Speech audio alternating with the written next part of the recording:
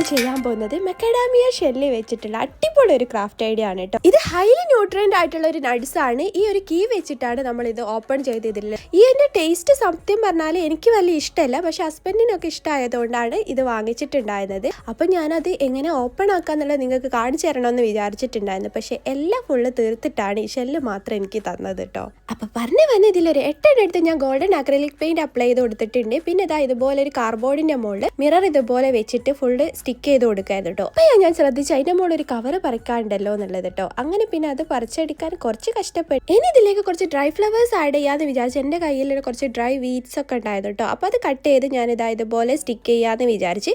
അപ്പൊ ഒരു half portion stick ചെയ്യാനുള്ളത് എൻ്റെ അടുത്ത് ഉണ്ടായിരുന്നുള്ളൂ കേട്ടോ. പിന്നെ ബണ്ണീറ്റെയിൽ ഗ്രാസും മിക്സ് ചെയ്തിട്ടുണ്ട്. ബാക്കിൽ ഇതുപോലെ ഒരു ഹുക്കും കൂടെ ചെയ്ത് വെച്ച് പിന്നെ ഫൈനലി കുറച്ച് പേളും കൂടെ സ്റ്റിക്ക് ചെയ്തിട്ടുണ്ട്. ഫൈനൽ ലുക്ക് അടിപൊളിയായിട്ടാണ് എനിക്ക് തോന്നുന്നത്. നിങ്ങളുടെ ഫീഡ്ബാക്ക് വേഗം താഴെ കമന്റ് ചെയ്യും. അപ്പം ബൈ, താങ്ക് യു.